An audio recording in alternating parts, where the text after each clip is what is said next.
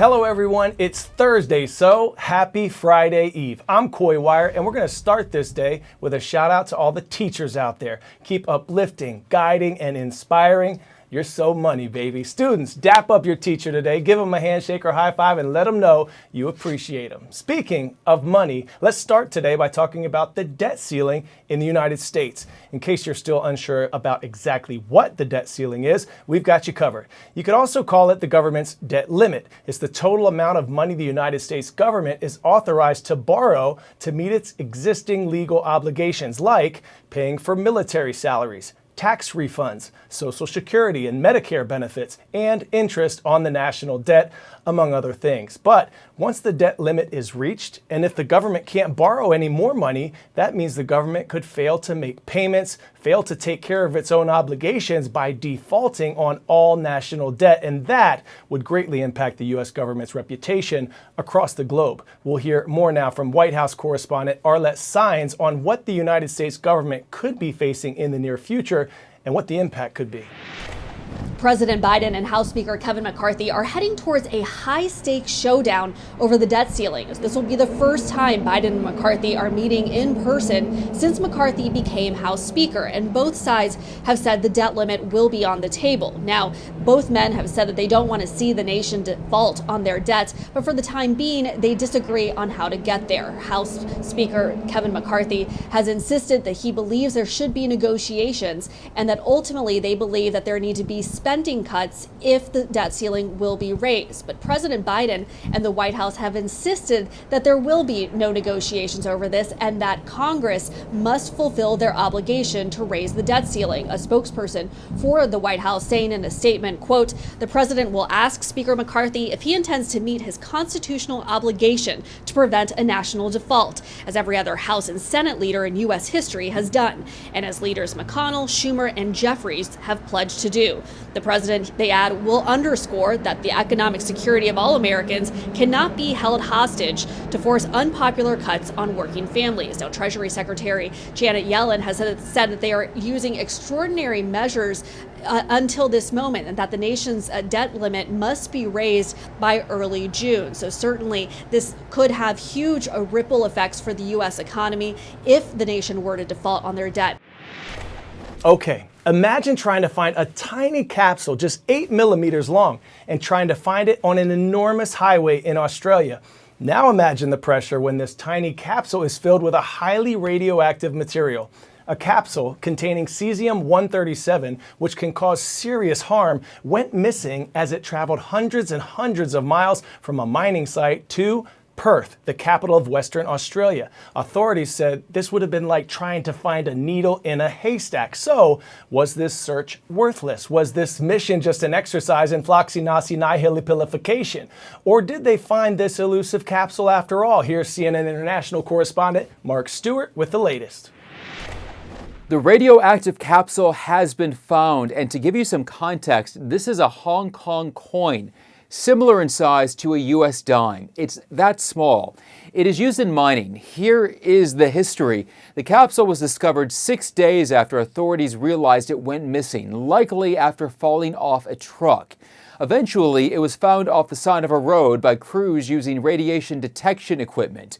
It was found not far from the Rio Tinto mine, suggesting it fell off the truck soon after it left on January 12th.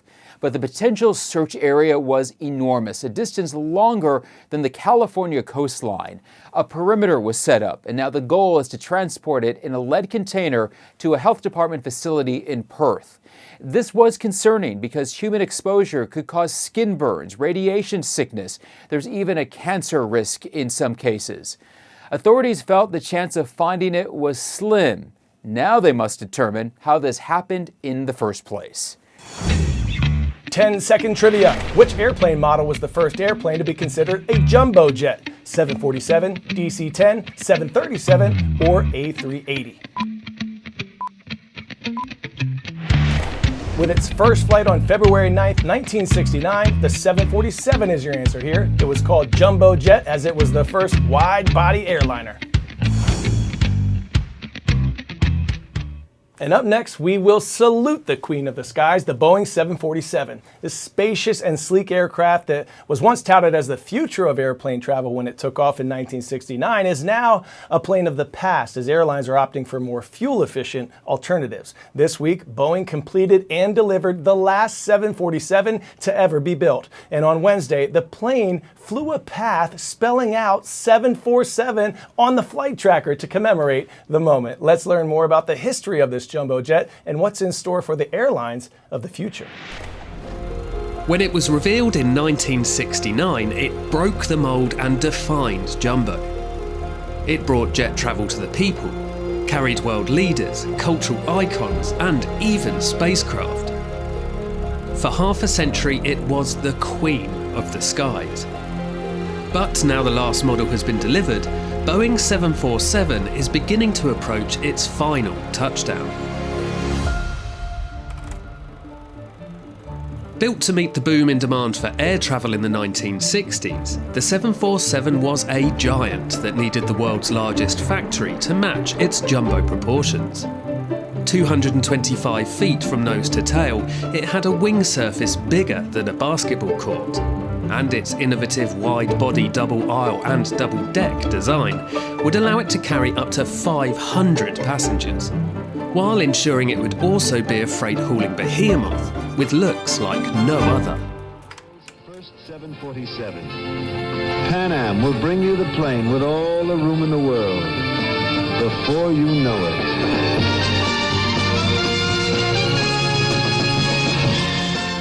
Taking to the skies for its first commercial flight in 1970, the 747 cut airfares in half and opened up a world of affordable air travel. Airlines across the globe clamoured to have a jumbo jet in their fleet, and airports and their equipment had to be modified to accommodate its enormous size and passenger capacity.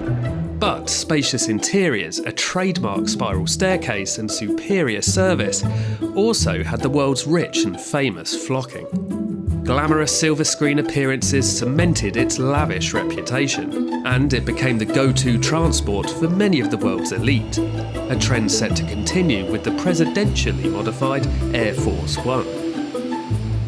The 747 was so capable, it was even used to transport NASA's space shuttles, and it continues to be used to launch satellites with Virgin Orbit. But the Queen of the Skies days of carrying passengers are entering their final chapter. Sales of the redesigned 747-8 failed to take off, with airlines opting for more fuel-efficient two-engined alternatives. Pandemic travel lockdowns grounded much of the remaining fleet. And the last 747 made, like most still in service, will be used to fly cargo. And so, after half a century of service, the sun is beginning to set on Boeing 747. It'll be remembered as one of the most important airplanes ever made.